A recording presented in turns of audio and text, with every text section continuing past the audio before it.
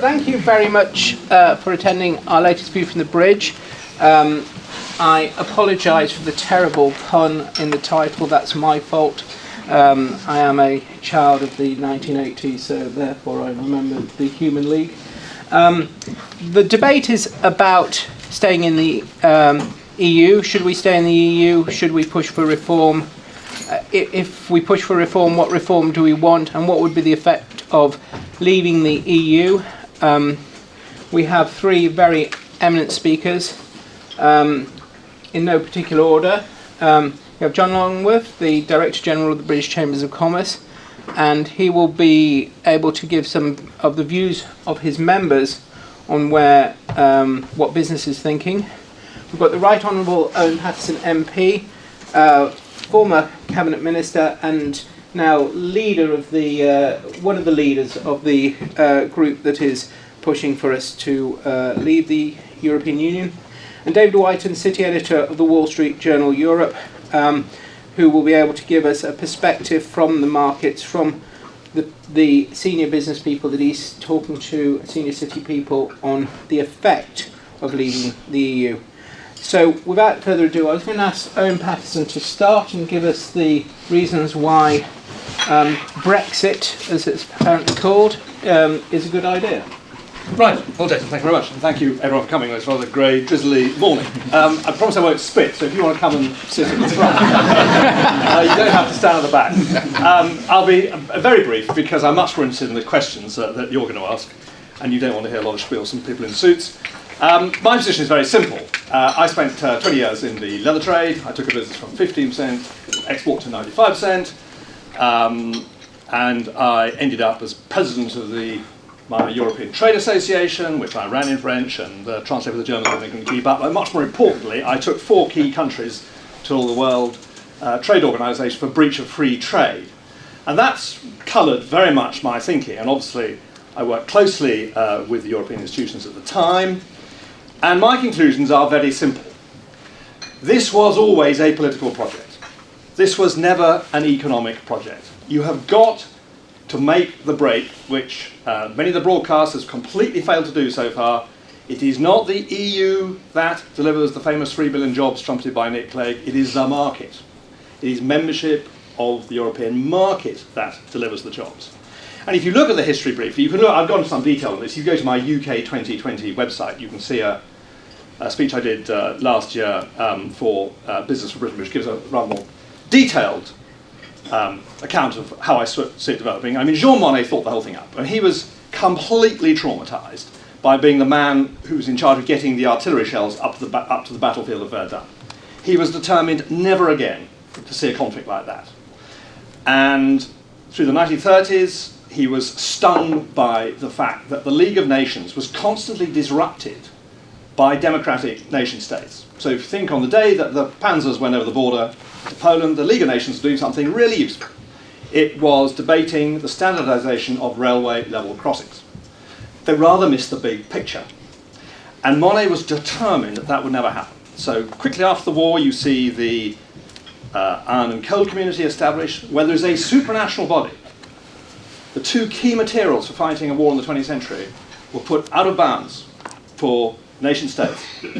And he had a rebuff when he wanted to go for a European army, when the French Assembly turned that down. And so the market, and presenting the issue as a market, was the clever guise in which they've moved towards political union.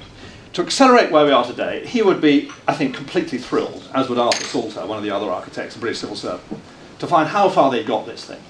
And of course, the cornerstone was the euro. Now, many of us were mocked at the time for warning about the extraordinary contradictions of the euro, which we saw dramatically this weekend. I mean, it is completely bizarre that a democratic country, which had a major vote the weekend before, has had a sum of money equivalent to a quarter of its GDP confiscated and put in a separate bank account, effectively run by mainly German bankers. I mean, that is an extraordinary event. And that is the only way you will ever make the euro work. So we've come to a fork in the road where effectively a new country has to be built. a new integral country where you can legally, within the constitutional constraints, particularly of German law, transfer significant sums from wealth-creating areas like Baden-Württemberg, Bavaria, down to mainly southern parts of Europe, where tragically, at the rate at which they entered the euro, you cannot create wealth. Peloponnese, Mezzogiorno, Andalusia, wherever you want. And they're very clear about that. Go to the President's report, published the week before last. They are absolutely clear. They are going to go for banking union, fiscal union, economic union, and political union by 2025 with a spanking new treaty. It's made very clear those on the outside, who, such as us, we're not in Schengen, we're not in the euro, we don't participate in some of the judicial stuff, we will be given some sort of associate status. So lots of people think, why can't we just stay where we are? Why can't we have the status quo? We can sort of pretend it's a trading deal. It's not. It was always a political deal, and the political process is thundering on, because at every crisis, it's always more euro. And this really is the real crunch moment now. They really do have to resolve the conundrum of the euro by creating effectively a new country. They are leaving us, and we are left with a golden opportunity, a just once in a lifetime opportunity, to go back to the market arrangements which were sold to the British people in the 1970s. And that is what I would like to see happen. I'm a complete internationalist. Here we are in the city of London, between the time zones. We're 8 hours to Los Angeles, we're 8 hours to Hong Kong. We've got the world's language. We have extraordinary historical links to the Anglosphere, States, Canada, New Zealand. I saw John Howard from Australia last night. We can really work with these people. The Commonwealth is a 4 trillion organisation. Africa at last is waking up. We have extraordinary good historical and commercial links there. And then, of course, Asia, the links to India, Pakistan, but also then further east. We left Hong Kong really in very good order, good relations with China. There is possibly no country in the world so well placed to grasp this opportunity as a world trading organisation. What is desperately needed, and these ghastly stories we read every morning of the tragedies in the Mediterranean, where there is just enough wealth now in the centre of Africa for people to scrape together $1,500 to get to the coast. The reason they're doing that is because there is not enough economic activity. Partly it's rapacious fishing activity subsidised by the European Union on the coasts, in Somalia and the west coast of Africa. But we desperately need to reboot world trade. And we won't do that with the deepest respect when we have a 28th of a seat on the world bodies that decide regulation. Everyone whitters on about regulation. I'm sure we'll come to that in a minute. Increasingly, this is decided at world level. And I'll give you 2 examples. I went to New Zealand, seeing what they were doing on TV, and talking about, obviously, a whole lot of agricultural stuff when I was doing DEFRA. And the minister came in really excited. We had quite an early morning meeting. He says, really great. We've got the Australians on side. I said, what are you talking about? Oh, we've got an amendment down next week in the OIE. Give up Mars bar. Anybody know what the hell the OIE is? That is the international global organisation that decides animal disease, not the EU. On these bodies, things are decided with the EU sitting there with 1 seat, but alongside freestanding countries like New Zealand, the Australians. They said we've got them on side. We'll probably get the, I think there's a couple of South American states, Chile, possibly Mexico. Crack them, we'll get Canada. Definitely, we'll have the Americans by the end of the week. I said, well, hang on, steady, guys, steady. I said, we got 26.5 million sheep in the UK. What about us? You?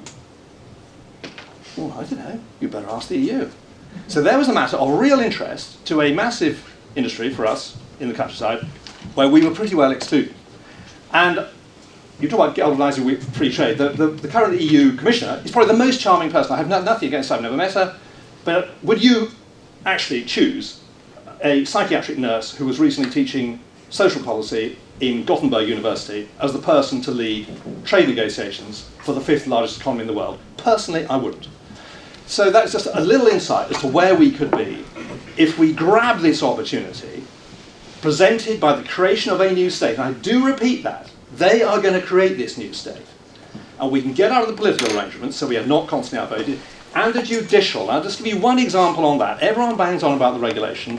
That has consequences down the road. First day at DEFRA, got your briefing pack. I was astounded to find that this country is in the process of handing back to the EU £600 million on what is politely in EU parlance called disallowance. That is a fine for the incompetent manner in which the last Labour government brought in CAP reform. And I spent every day at DEFRA, probably 90% of the activities at DEFRA our really European competencies, constantly judging how fine a wire we could push without risking infringement. And occasionally matters were totally capricious. Sometimes I felt it was almost just a nuance in translation.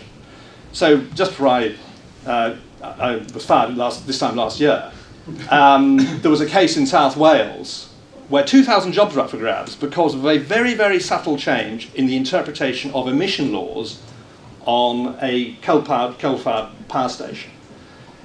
And that is the sort of thing which, as the 5th largest economy in the world, we don't need. We should be making our own laws in our own parliament.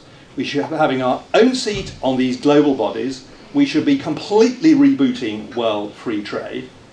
And that would be delivering many more than the 3 million jobs. I think it's far more than the 3 million jobs we will talk about that's related to trade with Europe. There are certainly 5 million jobs in Europe related to their 66 billion surplus selling to us. So they would do a deal with us. We have this golden opportunity over the next few months to grasp it. If we don't grasp that opportunity, and if the settlement is unacceptable, I have started with a number of Tory MPs, Labour MPs, the UKIP MP, Northern Irish MPs, and some business organisations, preparing the ground. We call it the Exploratory Committee. We meet on a very regular basis. We will be ready to fight a no campaign, because in that no campaign, I want to present an incredibly optimistic, constructive, internationalist view of where this country could be. Thank you. Thank you. Thank you. Thank you. I have to say, when I heard that there was going to be a Tory in leather, that's not what I thought you would get. If you're wondering what's going on down here, sorry, I should have introduced. This is a Twitter wall, apparently for the younger people. I'll explain it to us. If you want to tweet, can you use the hashtag #VFTB, and then your comments will come up on our Twitter wall. If you put underscore between the Owen and the Paterson, you'll get my Twitter. There we go. John, Okay. would you like to give us a view from business? I'm going to sit. I'm not going to follow Owen's lead. Can you hear me at the back? Yeah. Okay. I'll be very brief because I think it's really important to get some sort of discussion going. I'll just give you, first of all, a view from UK business, the authentic voice of business, about their position on the European Union. And then I'll talk a little bit about an open letter that I wrote to the Prime Minister 2 weeks ago, setting out what the British Chambers of Commerce and our business network believe the Prime Minister's negotiating position ought to be, bearing in mind that he hasn't actually revealed what it is. The British Chambers of Commerce, just to be clear, does the biggest business surveys in the UK. We represent all sectors and all sizes of business. Over 100,000 businesses are connected to the British Chambers of Commerce, and we cover the whole of the United Kingdom. What our members say is this, and bearing in mind that the membership is disproportionately orientated towards exporters, 35% of the network are actually exporters, they say that 55% of our membership wish to remain a member of a reformed European Union, 63% say that leaving the European Union would be disruptive. The overwhelming majority of the membership do not want any further integration. The overwhelming majority, over 91%, say that they do not want to join the Eurozone, and the majority want a referendum. We will continue to survey the membership in detail right up to the referendum, and will continue to represent that authentic voice of business right up until the referendum. My letter to the Prime Minister simply set out 5 asks, 5 things that the Prime Minister should concentrate on so that we can fulfil the desire of the 55% to remain a member of a reformed European Union. First of all, we want the Prime Minister to propose and push for a deeper and wider internal market within the European Union for trade. First, we're asking for this for 2 reasons. One is that it's very clear from my discussions with the Secretariat Generals and the Directors Generals of Trade and Internal Market in the European Commission that the market in goods is unravelling. The Internal Market Directorate General is receiving 3 notifications a day at the moment, over 1,000 a year, of laws being passed by member states, and this is not just Club Med, by the way. I'm told that this is all member states are participating in protectionist laws which impede the single market in goods. So the single market in goods is not moving forward, it is moving backwards. There is no substantive single market in services other than some market in banking and a proposed market in digital. The UK is predominantly a service sector economy. Only 10.5% of the UK economy is goods, is manufacturing. It's vitally important for UK's prosperity that there is a single market in services. It is not surprising that there is not. The European Union was naturally a German and French construct. It's just a historical fact for German goods and French agriculture. But we need to have a single market in services if we're to prosper within the European Union. And it is rather astonishing in a way that we're actually negotiating a US free trade agreement, TTIP as it's sometimes called, which includes services, when actually there is no internal market in services within the EU as it stands today. The second thing that we asked for was that the practical implications of ever closer union be resisted, that actually there be safeguards put in place, cast iron guarantees, that there be no further integration in the European Union. The third thing that we've asked for is that there be opt-outs for specific regulations that are not directly related to trade, in particular legislation that relates to the social policy and employment, which is the number one bugbear of our membership. It's not surprising, of course, that some member states may want to have these regulations because it helps to make all the European Union members equally uncompetitive. The fourth area that we want cast iron guarantees on is the relationship between the Eurozone and the European Union. And I think actually this is one of the most important points, because if the Eurozone continues to integrate as it must in fiscally, monetarily and politically in order for it to survive, after all, the history of currency unions without political, economic and political, economic and fiscal integration is that they fail. If they do not integrate, the Eurozone will fail. It's inevitable that the UK will be left marginalised and damaged within the European Union unless there are safeguards on decision making and safeguards against that sort of damage occurring. And if we have a referendum soon, and as I probably expect will happen, we vote not to leave the European Union, the danger is that if we don't deal with this matter of reform of the Eurozone versus the EU, then we will end up having to do it all again 5 or 10 years later, which will create enormous uncertainty. And then finally, we're asking for a balanced approach to migration. We think this is really important because businesses want access to labour and they want access to talent. But at the moment we're faced with the situation where migration from outside the EU is being restricted, which may actually starve UK businesses of the talent that they need from outside the EU, while migration within the EU is free-flowing, which means you can't choose who comes in, and therefore you might actually have labour coming into the UK that we don't actually need or want. And this, of course, itself creates a downward pressure on wages, which then leads to government intervention to actually lift the floor of wages in the UK, which is not welcome. So that's our position. Thank you. Thank you, John. That's very, very interesting.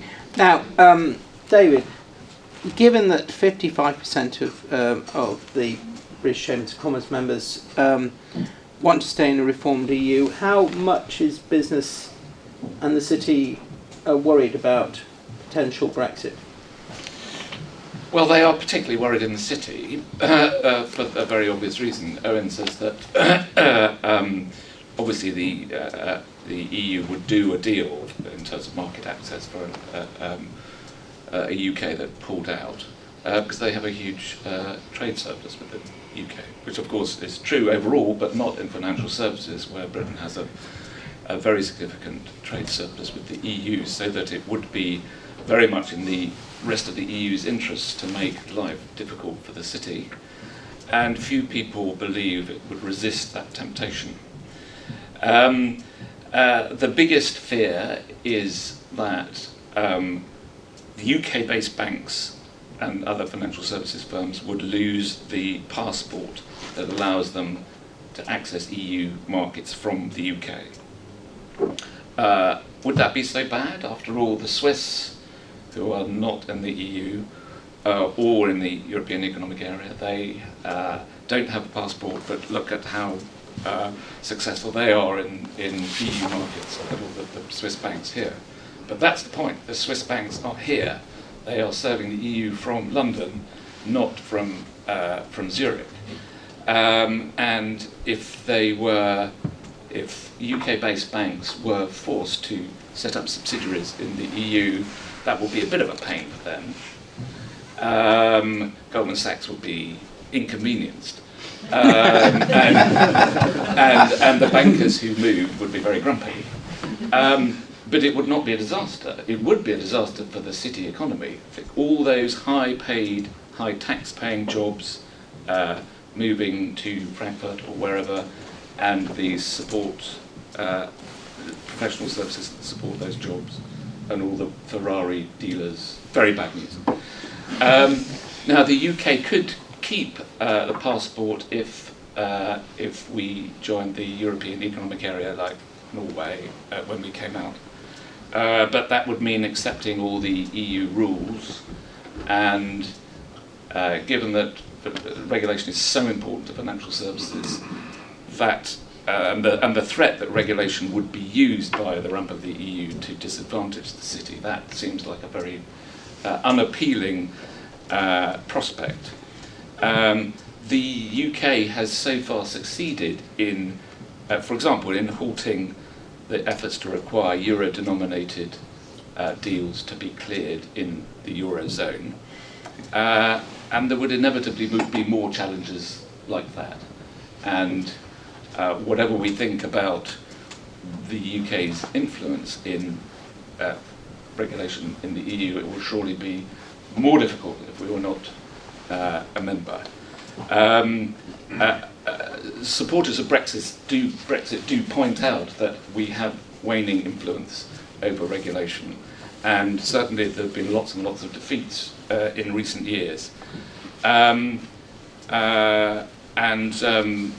There's certainly, as John points out, there is a threat that as the Eurozone consolidates, that we will be increasingly left on the outside, which is why it is absolutely, I mean, of all the things that need to be nailed down, that is, certainly for the city, that's critical. But it should be pointed out that in recent times there is general agreement that Britain is being listened to more in financial regulation circles in Brussels, which may be to do with the new Commission, which is much more pro-growth than its predecessor. It may be to do with the new Commissioner, Jonathan Hill, who is proving very effective in terms of his looking after the interests of the city. Or it may just be nice to Britain week. But the suggestion that Britain really has not got any clout in financial services regulation in Europe is just does not fit with facts. Now, there are plenty of domestically focused firms in the city who are relaxed or positively enthusiastic about leaving the EU, but the big firms on the whole are very nervous, and they say it's impossible to judge how the negotiations would go, but they assume that it wouldn't go very well, and they assume that over time they would see some bits of their business migrate to the EU, and we can't. Well, obviously, Britain, the city, would continue to thrive. It has all these advantages, but we can't rely on the fact that the nightlife in Frankfurt is pretty dull. It's a real threat. So that, now, what about the benefits? Outside the EU, we could tailor our financial regulations to have an appropriate balance between financial stability and consumer protection and competitiveness. And as Owen said, we would have more clout in international rulemaking than we do at the moment. And there's no doubt that a lot of regulation that's come out of Brussels has been extremely damaging. But how much would we actually dump if we pulled out? That would depend partly on how determined the British government was to curb the enthusiasm of the British regulators, who in many ways have been, and some things have been more gung-ho than the Commission. They look at things like payment for equity research, the debate going on at the moment. And would the government have the political courage to face down the public demand for further crackdowns on the city? I mean, think of ring fencing, where Britain is going beyond what is likely to be the rules in Europe on something that is going to have a very significant effect on the British financial sector. Finally, supporters of Brexit sometimes argue that it doesn't really matter if it becomes a bit more difficult for UK-based financial services firms to access the EU, because there's no growth in the EU. You know, all the growth is outside the EU. But this, and if British firms were forced to look to Asia more, that would be a good thing. But this seems, it's madness. I mean, the EU may be slow growing, and I mean, one of the potentially exciting things happening in Brussels at the moment is this push for capital markets union, which, if it ever got anywhere, would mean a significantly larger capital markets opportunity in Europe than there is at the moment, which would be good for the city unless we somehow shoot ourselves in the foot. Anyway, it may be slow growing at the moment, but it is 40% of our services exports, and any reduction in that market share would need enormously fast growth in other markets to offset it. Finally, it is very difficult, I think, to assess the costs and benefits of leaving. I think they are probably less than both sides of the debate suggest. But in financial services, at least, there seems very good evidence that it would be a net negative in the long term. Now, it's conceivable it wouldn't. It's conceivable it would be a net positive in the long term. But to get to that long term, we would have to go through a decade, or certainly years, of uncertainty and an enormous amount of effort to recast all the trading agreements we have with other countries. Now, is that, that's certain, that cost, which people in the city are extremely nervous about, would that certain cost be worth the possibility of uncertain benefits in the very long term? Well, most people in the city would say no. Thank you, David. For the people standing at the back, there are some seats down at the front if you want to come forward. We don't bite. Well, I don't. Now, there's been some very, very interesting points made. I was going to open up the room for questions. I might start by asking a question of myself. A lot of some of your colleagues, Owen, are termed Atlanticists because they want a greater relationship with the US. Do you think that would be the natural benefit of coming out of the EU? And be interested in anybody's views, and how would that help the UK if we were closer in our relationship to the US? Well, it comes to that. Can I just quickly pick up some of David's points? Actually, everything David said were the arguments we had 10 years ago about the euro. So you had major figures, you know, Heseltine and Mandelson and Adair Turner, people like that, all saying that there'd be doom would descend on the city, the lights would go out, and everything would shift to Europe if we didn't join the euro. Everything they have said has been proved wrong.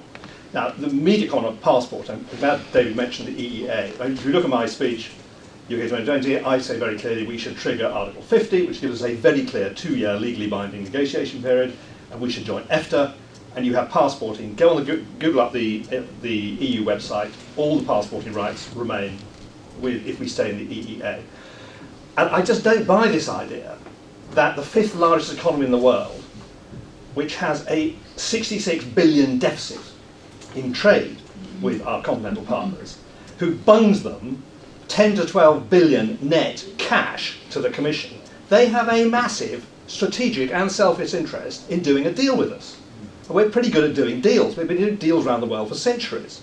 So I just don't buy this idea we're going to jump off a cliff. Only yesterday we read interesting pieces that Geneva is so boring, financial people are coming back to London. We've got massive advantages in people keeping the financial industry here. I just don't get it. But the point is, the rest of the world is growing, which picks up your point. So yes, I mean, I've been to the States and Australia, I did a trip to Australia and New Zealand. They would love to work more closely with us. There's no doubt about it. And we having a more free trade, more international outlook would re-galvanise, this is the key point, that world free trade has stalled with catastrophic consequences for millions of people. And we would have a more free trade attitude to the world. And I think that would be a very good thing. And we would have a full seat on these international bodies. So all this stuff about regulation, it is far better that the city is represented by a full-blooded Brit with real knowledge of financial industry sitting on the world bodies than a psychiatric nurse from Gothenburg. If you think it's dull in Geneva, try Zug. But just to challenge that, yes, it's a psychiatric nurse from Gothenburg, which is a psychiatric nurse representing 28 countries, and people have to listen. Is the danger of being outside the EU that we get marginalised? John? It's a very complex debate, isn't it? The question of the EU referendum and what we should do. I think one of the things that concerns me most of all is the way in which the debate's cast, frankly. Because the debate is not a debate between being marginalised outside Europe and being integrated in. It's actually a debate between being marginalised inside Europe or being marginalised outside Europe.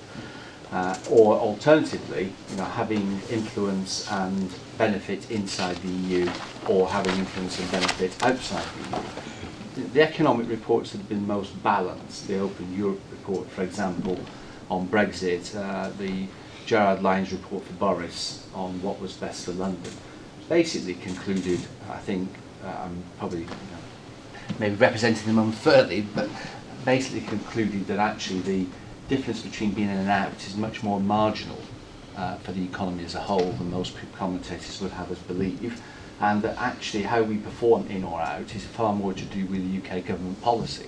I mean, interestingly, for the city, the benefit to the city in and out situation would be that for UK to prosper, the UK government would have to run a very open and liberal economy. So actually, in order to counteract the negative effects of being out, we'd have to be more market orientated, more liberal, less regulated, more open than we are at the moment, which could actually be hugely beneficial. So that's the sort of thing governments would have to do. I wrote an article in City AM nearly 12 months ago now, basically saying, this phrase that if we're not careful, we'll be like Norway.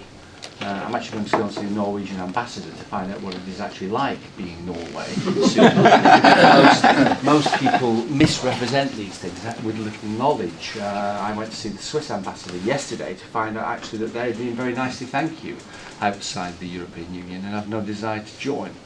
But if you look at the UK situation, if we do not get a reform in the European Union which actually deals with the issue about decision making and control between the Eurozone and the rest of the EU members that are not in the Eurozone, i.e. the UK, very probably just us in fact, in 10 years' time, then we will be like Norway, but in Europe. And don't forget, Norway only has to actually comply with 35% of the regulations from Brussels. We'd have to comply with 100%. So we've got to deal with that issue if we're going to stay in the EU. David, do you think? Well, I would just make that point about we would only get the benefits in regulatory terms of leaving the EU if there was a very aggressive war on red tape and liberalisation in the EU, in the UK.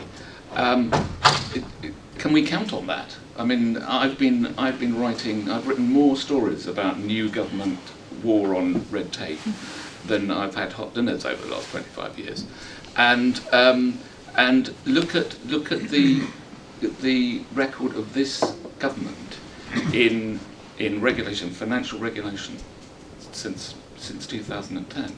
I mean, does that fill you with confidence that the opportunities, if you think that would be a good thing, that those opportunities would be grasped? I mean, it's not clear that they would be grasped by a city-friendly Tory government, but we can't assume that we would always have a city-friendly Tory government. So I think that's a very, very big question. That the benefits are not, those benefits are not guaranteed. They depend on British government's determination to push through what would be a pretty radical agenda, which we have failed to do. But either way, that is true. Either way, that is true, and that's the key point for me. Well, in or out, we need to have a regulatory regime that is beneficial to the whole of the EU or to the UK. For sure. But if you're calculating the differential costs and benefits of pulling out, one of the benefits of pulling out is that we have our control ourselves over this stuff. Well, but are we going to make use of that control? Well, it's not quite as simple as that, because increasingly these rules are made at global level. Sure. And it's an extraordinary expression of Stockholm syndrome you're describing, that we daren't get out of the prison because it might just be worse. That's what you're saying. No, what I'm saying is, if we have our freedom to have a full-blooded Brit on these world bodies, we can work with allies. I gave a little example of the sheep and New Zealand, because that shows how it would work. There would be countries on all sorts of areas where we could make world alliances.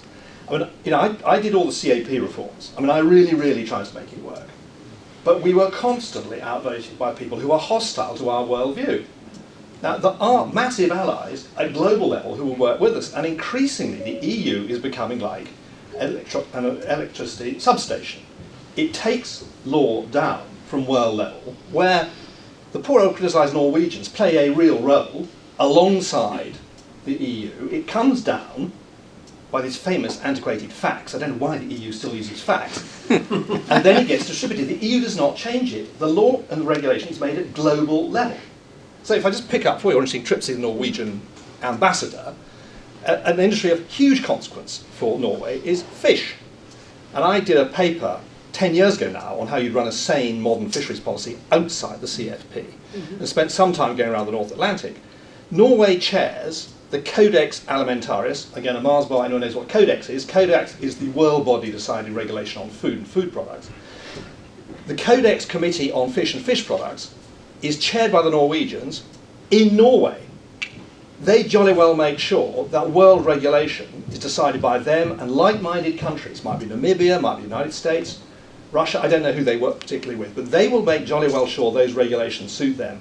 They sit on that body alongside the EU, where we are represented with a 28th of our seat.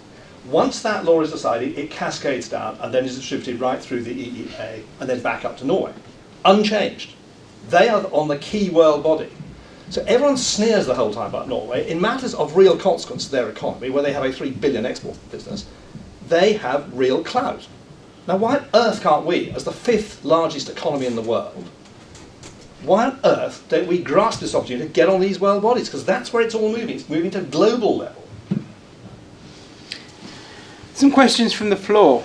Stephen, right at the back. Can I ask the panel if they can give us their view on what the question for the referendum should be? It strikes me from what we've heard so far, this is a phenomenally complicated thing to ask. You've managed to turn this audience into a bunch of supine people unable to think of single questions. It's also really difficult. What questions should be on the referendum? that will sum this up and encapsulate it easily that we can all vote on? Well, I've already copyrighted "Don't You Want Me," so. So what question? Who'd like to start with a preferred question? Owen? Personally, I'm in favour of sort of two positives.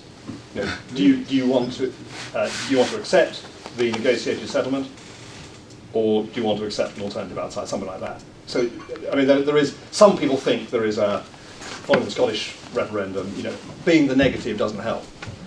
But if you look at Greece, I'm not quite so sure. And I think, you know, smug pro-EU establishment bodies had better wake up to the groundswell of opinion outside Westminster and outside the establishment. I mean, huge numbers of your members, the smaller members I know, are sick to death of having regulation imposed upon them where they have no influence. And I've seen that in spades. All the DEFRA stuff, 90% of it was a European competence, and I was one of 28. I spent the whole time trying to work with alliances within the EU, and we got some victories, we stopped some things happening, but an awful lot of stuff is imposed on the UK which we as a government would not want and would not vote for if we made laws in our own parliament. And that's why, I mean, I totally sympathise with all John's ideas on opt-outs and everything else. They're just not going to be on offer. And as we know, the Europeans will cheat. They'll go around the back door and do something else under social policy. So I think the question should be very simple. It should be phrased around this negotiated settlement. That sounds to me like the question the Greeks were asked a week ago, where they were asked a question about whether they supported a proposal that was so damn complicated. You need a degree in economics, have a first view on it. You think you risk doing the same thing here? Well, the Greek proposal actually was even more bizarre because it was out of date by the time they voted on it. And you had to have a degree in economics from the University of Essex. That was very important. Have you a thought on which? I think, I mean, my observation is that I think the vast majority of people, including politicians, I have to say, and business people that I meet, actually don't have very much idea about what's going on in Brussels. They've got better things to do in life. Don't worry about that. But it's hugely important, and actually is much more invasive and part of our lives than it has ever been.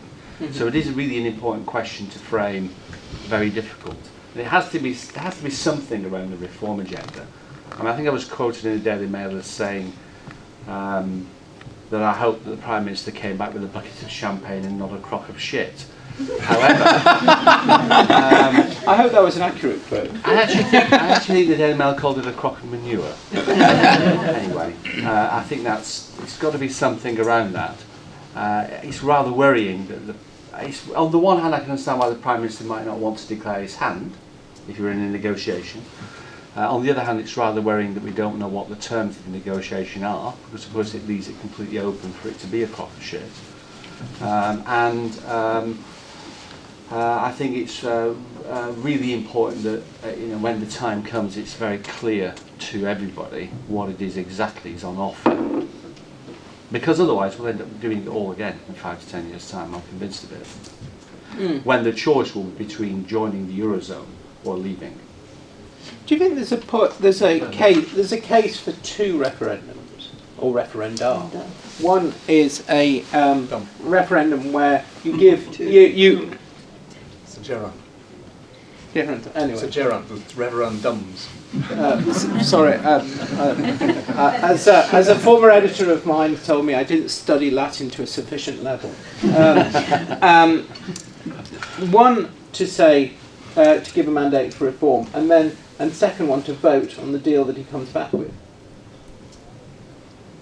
Well, you're not being offered that. You're going to get, at the moment, you're going to get a referendum. Yeah. Over the next couple of years, which is going to be around this negotiated settlement. Mm-hmm. And I'm quite clear, unless we get a completely new relationship based on trade and cooperation and restoring the ability to make the laws which John's worried about in our own parliament, what we've set up as an exploratory committee will morph into the no campaign. I'm quite clear about that.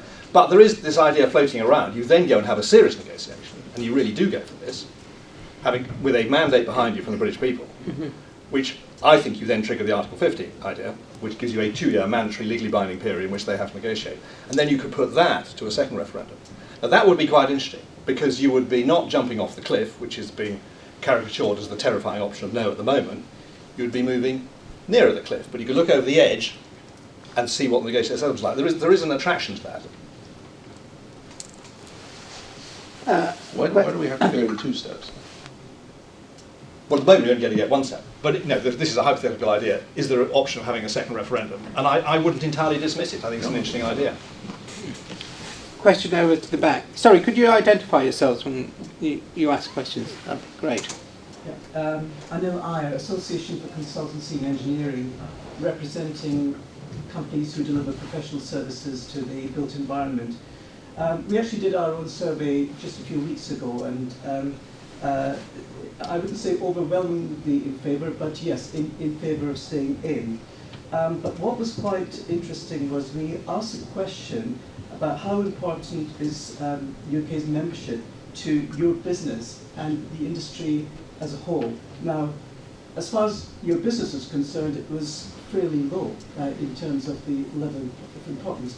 The industry, it was a very high number. Now, we've actually got a huge skills gap problem right now in the industry, and virtually all the companies are reflecting that. So my question to the panel, whilst the companies themselves may not be doing that much work within the EU, in fact infrastructure is more worldwide, they are, I mean, would you perceive this as some sense of caution that they can't get the required workforce if they leave the EU? Well, I mean, just let me respond to that immediately, because as we've got complete free movement of people within the EU, what you're saying suggests that actually that doesn't help, because you still can't get the skills, according to what you're saying. So the real issue is probably you're actually unable, you're restricted on getting the skills from outside the EU.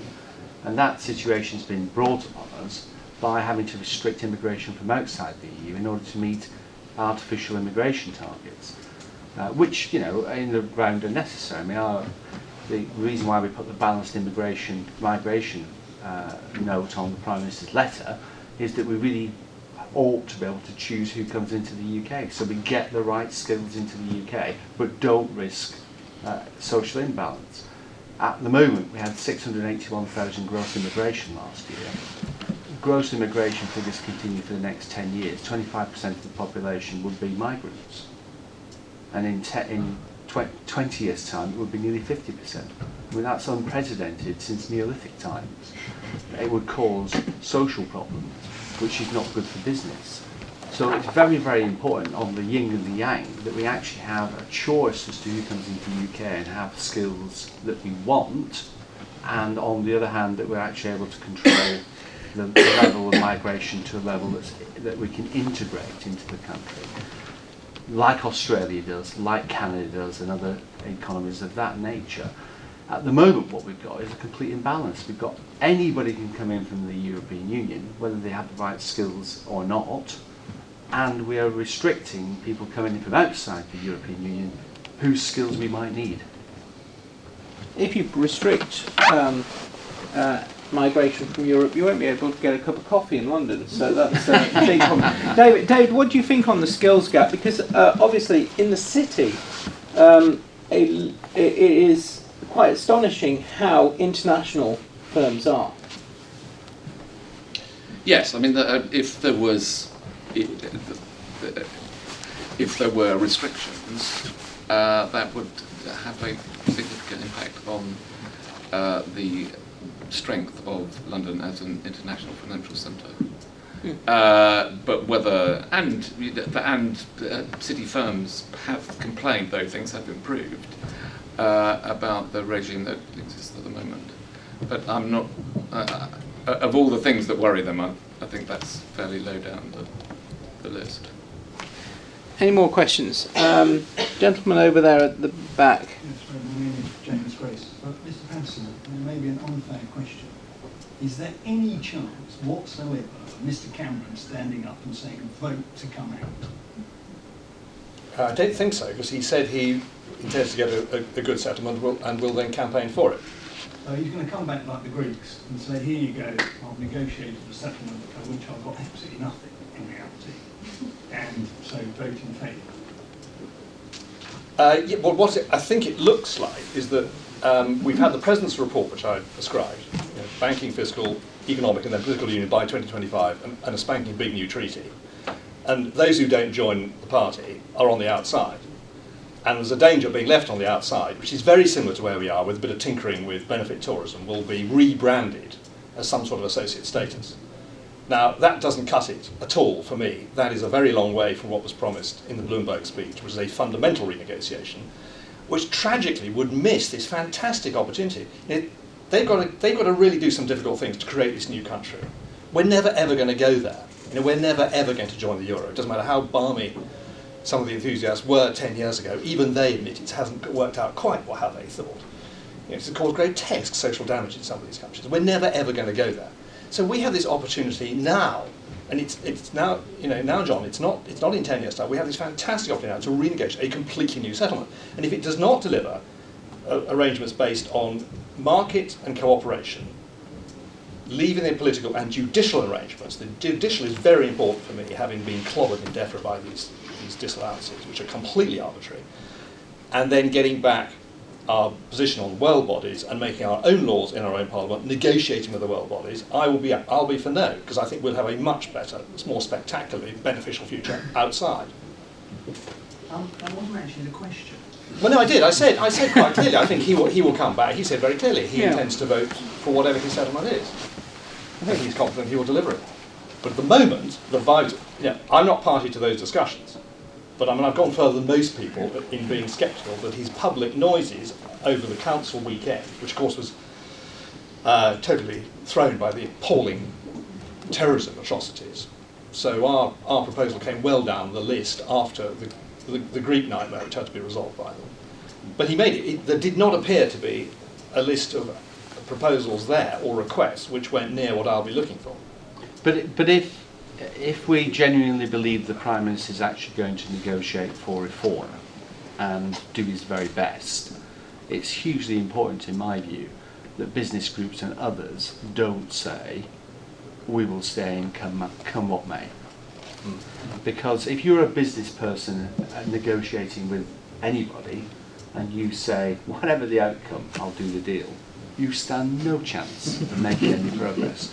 So it's extremely irresponsible of business groups and other bodies to say we'll stay in come what may. Why not just say it? CBI. Yeah. Well, my analogy was Manchester City and Raheem Sterling, but we've got time for one more question. Lady in the middle there. Anne Wallace, PwC. One question of many that I could ask, which is surprising on the panellists have mentioned the impact of Brexit on the union, and in particular what that may or may not do for the UK's standing when trying to negotiate on global growth. That's a really good question, given the current hold the SNP appears to have on Scotland. And having this little run-in with the SNP yesterday, and they do have this extraordinary sort of Trotskyite discipline. And they turned around their position on English matters, English and Welsh matters, exclusively English and Welsh matters. They turned around 180 degrees with apparently not a single word of dissent. Having been partly Scottish and having been there quite a lot, done business there and everything, I just cannot believe that views in Scotland are as homogenous as portrayed by the SNP. And I think there will be outward-looking sceptics who would like to have a market solution. But I think you make a very, very good point. There will be some people who will be put off an SNP threat to break the union if there was a vote for out. So what's incredibly important is to bring people from Scotland along. Scots have got some great industries. I mean, our international crowbar in all trade on food and drink was the Scottish whisky industry, which is our biggest food and drink export, which is spectacularly successful. Employs 35,000 people, is an absolute iconic quality product, exported all around the world, and benefited very much from being obviously totally Scottish as a product, but was promoted by our ambassadors and people on our trade people. So one of the things we did in China, we got 28 illegal stills closed down because we've got a very active embassy in Beijing, very good people in Guangzhou and Shanghai. So I thought it was a classic case of a Scottish industry which really benefited from being part of the UK and our huge diplomatic network and all the rest of it. But you raise a very, very good point. That will need answering, the threat to the union. do you have any views on that? Because we might be able to just squeeze in one more question if we... One more? Gentleman over there has been sticking his hand up assiduously. I went to the, I was lampooned for going to the referendum party conference back in the day, and there was a view that the whole Euro experiment was nothing more than that, and it was really a strengthening the case for greater political union, and that it was actually destined to fail because it would never work without political union. I'm just wondering how people, or how the panel views that point of view now, with hindsight. Well, David, do you want to have a view on that? Well, I'm not as I don't think I'm as confident as my fellow panellists that there is the political will to do the necessary in terms of political and fiscal and banking union. So I think there's a big question mark about whether they can do it. I mean, there's been a big shift into this. Certainly, public opinion is. If you think back to what we were saying a couple of years ago about the response to the Euro crisis, and particularly the response to the Greek crisis, we had thought that there would have been significant steps taken already. Well, there hasn't. And certainly public opinion in the key countries is not moving that way. So I think there's a very big question about whether there's the will to do the necessary, which of course leaves a huge question mark over the whole project. But, anyway. John, do you think we've got the political heavyweights to be able to pull the union around? The history of currency unions is that they all fail unless there is integration. Apart from the dollar. The dollar has integrated. I was about to say, actually, it took the Americans 70 years at least to actually have one Fed. In fact, there are more than one. There's even more than one Fed now, and the local Feds are still pretty powerful. But it took them a long time to get one currency union, and actually the trade between states in the United States is pretty clunky, actually. So it's still an amalgam of states, but nonetheless, it is a unified area. If they don't integrate, it will fail. So they have to integrate for it to succeed. The European political establishment is determined to do it. The only thing that's holding them back is that the people of Europe don't want it. That's basically the top and bottom of it, in my view. I think as far as the UK is concerned, it's the crucial question for us. What do we do as a country that has decided not to participate in that process? And what do we do on the margins of Europe with no influence, no decision making, but having to comply with whatever that union says? Well, John's absolutely right. To make a currency work, you have to have legally and constitutionally correct methods of transferring money from the wealth-creating areas like Texas to a place like Alabama where you create less wealth. And here we do it. We only have 3 cash-positive regions in the UK. That's London, the South East, and Eastern region. In the Midlands, we're sort of marginal on the edge, and then you get quite sharply recipient status in Wales or the North East. That's how we make sterling work. We, very pleased you went to the referendum conference. It was a prescient thing to do. And what people like you and me predicted has happened. This was completely unworkable. The Greeks should never, ever have been let in. And then letting the Greeks run around in the candy shop, borrowing shed loads of money, which they're never, ever, ever going to pay back, was always going to be a disaster. And of course, there are much worse horrors lurking within the existing euro. The only way to make this work is to do what they're proposing, which is to create a new country. And I very much sympathise with the Germans. We're getting absolutely hammered on this. Going back to 1066 and all that, they are right but repulsive. The Greeks were wrong but romantic. Yeah. And that if the Germans are going to, I lived in Munich for some time. If they are going to be financing this, and of course they got in at a very good rate too, so they got interested in keeping this thing going. 2.95 on the mark was a great rate. they have got, and where they've got strong constitutional restraints, because they've had their currency trashed twice within living memory.